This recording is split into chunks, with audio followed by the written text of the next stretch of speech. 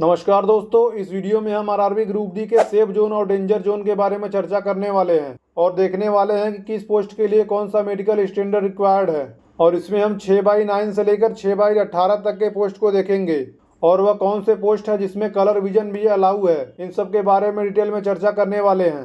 अगर आपने अभी तक ग्रुप डी का फॉर्म फिल नहीं किया है और जोन को लेकर कंफ्यूज हैं और डिसाइड नहीं कर पा रहे हैं कि किस जोन से फॉर्म भरें, तो इस वीडियो को देखने के बाद आपके सभी कन्फ्यूजन दूर हो जाएंगे। मैं जोन चूज करने के लिए अगर अपने हिसाब से बताऊं तो आपको ग्रुप डी की नौकरी के लिए अपने घर के पास वाला जोन चूज करना चाहिए, क्योंकि घर से दूर नौकरी करने के लिए बहुत सारी परेशानियों का सामना करना पड़ता है। जैसे हम 10 दिन की छुट्टी लेकर घर आते हैं तो 2 दिन तो आने जाने में ट्रेन में ही बीत जाते हैं। इसी प्रकार से और भी अलग अलग परेशानियों का सामना करना पड़ता है। भले ही हमें कम पैसा मिले, लेकिन घर पर नौकरी करने का मजा ही कुछ अलग होता है। लेकिन फिर भी कुछ लोग सोचते हैं हमें तो सिर्फ नौकरी लेनी है, चाहे इंडिया के किसी भी कोने में हो। तो उनके लिए चलिए सेफ जोन को देखते हैं। उससे पहले मैं आपको दिखा देता हूं 2019 में जोन वाइज कट ऑफ कितना था।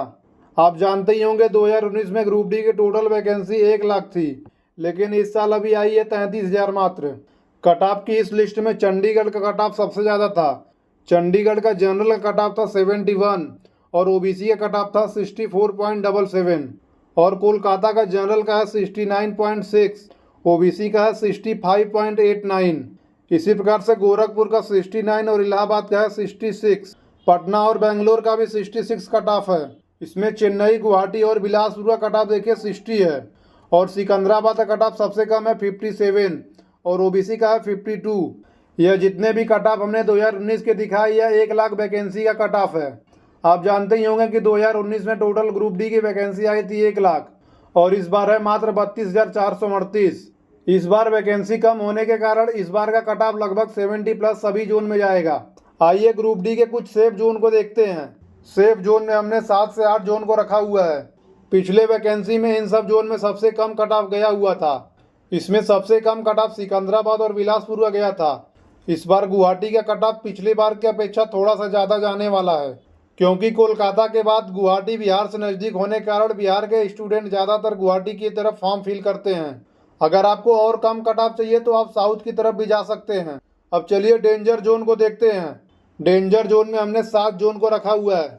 इस बार इन सब जोनों का कट ऑफ हाई रहने वाला है, क्योंकि 1 लाख वैकेंसी में इन सब जोनों का कट ऑफ 70 प्लस था, तो इस बार केवल 33,000 ही वैकेंसी है, तो यहाँ का कट ऑफ लगभग 75 प्लस होने वाला है।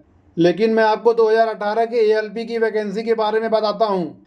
सभी यूट्यूब चैनल वाले इलाहाबाद और पटना को रेड जोन में रखे हुए थे, जिसके वजह से कोई भी स्टूडेंट इलाहाबाद और पटना से फॉर्म ही नहीं डाला था। सभी लोग बाहर चले गए थे और यहाँ कट ऑफ सबसे मिनिमम हो गया था। मैं एक बार और आपको सजेस्ट करना चाहता हूँ कि आप अभी तक फॉर्म फिल नहीं किए हुए हैं तो अपने होम जोन से फॉर्म को फिल करें, क्योंकि सेफ जोन और डेंजर जोन का कट ऑफ मात्र 5 से 7 नंबर का डिफरेंस रहता है। इसलिए आप 5 से 7 नंबर और ज़्यादा मेहनत करके लाइए और अपने घर के आसपास ड्यूटी करिए। एग्जाम को अभी टाइम है, इसलिए आप 5 से 7 नंबर के लिए और मेहनत करिए।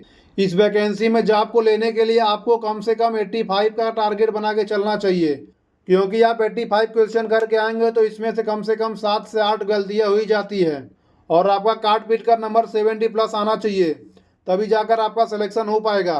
अब चलिए मेडिकल स्टैंडर्ड को देखते हैं। मेडिकल स्टैंडर्ड में पहला दिया हुआ है A2 मेडिकल स्टैंडर्ड पॉइंट्समैन के लिए फिट होता है। पॉइंट्समैन को पहले प्रेफरेंस पर रखने के लिए आपकी दोनों आंखें 6/9 होनी चाहिए और वो भी बिना चश्मे का, और आपको कलर विजन नहीं होना चाहिए और आपको रात्रि में और कम लाइट में आपको दिखाई देना चाहिए। अगर इनमें से कोई भी आपको परेशानी होगी तो आप पॉइंट्समैन के लिए एलिजिबल नहीं रहेंगे। इसमें दूसरा नंबर है A3 medical assistant track machine staff के लिए दिया हुआ है। A3 मेडिकल और A2 मेडिकल दोनों सेम है। इसमें देखिए सिर्फ एक चेंजिंग है, आपकी दोनों आंखें 6/9 होनी चाहिए, विथ और विदाउट ग्लास। अगर आपका चश्मा लगाकर भी 6/9 आंखें हैं तो आप ट्रैक मशीन स्टाफ के लिए एलिजिबल हैं। Medical standard B1 group D के 10 पोस्ट के लिए मान्य है। इसमें आपकी आंखें 6/9 या 6/12 होनी चाहिए। चश्मा लगाकर भी अगर आपकी आंखें 6/9 या 6/12 है तो आप B1 के लिए फिट हैं, लेकिन आपको इसमें भी कलर विजन नहीं होना चाहिए और रात्रि में दिखाई देना चाहिए आपको। अब इसमें लास्ट के 3 मेडिकल स्टैंडर्ड है B2, C1 और C2। इन तीनों मेडिकल स्टैंडर्ड के पोस्ट में अगर आपको कलर विजन है तो भी आप इसमें एलिजिबल हैं। इसमें आपकी आंखें 6/18 तक होनी चाहिए, विथ और विदाउट ग्लास। अगर आपकी आंखें 6x12 और 6x18 के बीच में है या आपको कलर विजन है तो आप सबसे पहले वर्कशॉप वाले पोस्ट को सबसे ऊपर रखिए, उसके बाद ही सारे पोस्ट को नीचे रखिए।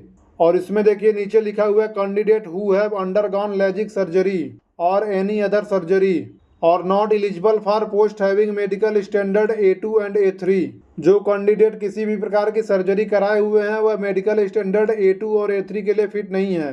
भले ही उनकी आंखें 6x6 हैं, लेकिन अगर वो लेजिक सर्जरी कराए हैं तो उनका मेडिकल स्टैंडर्ड ऑटोमेटिक B1 हो जाएगा और वह पॉइंट्समैन और असिस्टेंट ट्रैक मशीन स्टाफ के लिए एलिजिबल नहीं रहेंगे। इसमें देखिए C1 मेडिकल स्टैंडर्ड में दिया हुआ है असिस्टेंट SNT वर्कशॉप और दूसरा है असिस्टेंट वर्कशॉप मैकेनिकल C1 और नीचे 2 C1 दिया हुआ है प्रोडक्शन यूनिट और वर्कशॉप असिस्टेंट ऑपरेशन इलेक्ट्रिकल। इसलिए अगर आपकी आंखें 6x18 तक हैं या कलर विजन है तो आप सबसे पहले वर्कशॉप वाले पोस्ट को सबसे पहले रखिए। मैं आपको एक और सजेशन देना चाहता हूं कि आप फॉर्म फिल करने से पहले अपने आई टेस्ट को जरूर करा लीजिए। आंखों की टेस्टिंग के लिए आप अपने नज़दीकी सरकारी हॉस्पिटल में जाकर वहां से आप चेक करा सकते हैं और हॉस्पिटल जाने के बाद अपने कलर विजन को जरूर चेक कराएं, क्योंकि अगर आप अपने बिना आंखों की जानकारी के फॉर्म फिल कर देते हैं तो आपको बाद में बहुत दिक्कत का सामना करना पड़ेगा। आप जिस पोस्ट के लिए एग्जाम क्वालिफाई रहेंगे उस पोस्ट में भी आपको सिलेक्शन नहीं मिलेगा। इसलिए आप फॉर्म को फिल करने से पहले अपने आंखों की जांच जरूर करा लें। अब चलिए पोस्ट वाइज वैकेंसी को भी देख लेते हैं। इसमें सबसे ज़्यादा पोस्ट है ट्रैक मेंटेनर 4 की, जो कि 13,187 वैकेंसी है और दूसरे नंबर पर है पॉइंट्समैन 5,058 पोस्ट और तीसरे नंबर पर असिस्टेंट वर्कशॉप मैकेनिकल 3,077 पोस्ट। आपको सबसे ज़्यादा पोस्ट को देखकर पोस्ट प्रेफरेंस को नहीं फिल करना है। इसमें सबसे ज़्यादा वैकेंसी है ट्रैक मेंटेनर 4 की, लेकिन हमें इसको सबसे लास्ट में रखना है। अगर आपको पोस्ट के बारे में जानकारी नहीं है कि पोस्ट प्रेफरेंस को कैसे फिल करना है तो इसका हमने पहले से वीडियो बनाया हुआ है। उस वीडियो का लिंक डिस्क्रिप्शन में मिल जाएगा, आप वहां से उस वीडियो को जाकर देख सकते हैं या तो आई बटन पर क्लिक करके उस वीडियो को आप देख सकते हैं। वीडियो में हमने बताया हुआ है कि अगर आपको हाई सैलरी चाहिए तो किस पोस्ट को आपको ऊपर रखना है और किसको नीचे रखना है। उसी प्रकार से अगर आपको प्रमोशन जल्दी लेना है तो इन सब पोस्ट को फॉलो करिए। जल्दी प्रमोशन लेकर अगर आप पॉइंट्समैन से स्टेशन मास्टर, गार्ड और TTE बनना चाहते हैं तो पोस्ट प्रेफरेंस में सबसे पहले आप पॉइंट्समैन को रखिए। और अगर आप डिपार्टमेंटल एग्जाम देकर असिस्टेंट लोको पायलट बनना चाहते हैं तो असिस्टेंट लोको से इलेक्ट्रिकल और असिस्टेंट लोको से डीजल को सबसे पहले नंबर पर रखिए। असिस्टेंट लोको पायलट बनने के लिए आपका क्वालिफिकेशन ITI डिप्लोमा या BE BTech होना चाहिए और स्टेशन मास्टर और गार्ड बनने के लिए आपका मिनिमम क्वालिफिकेशन ग्रेजुएशन होना चाहिए। इस प्रकार इस वीडियो में हमने RRB के सेफ जोन और मेडिकल स्टैंडर्ड के बारे में चर्चा किया है।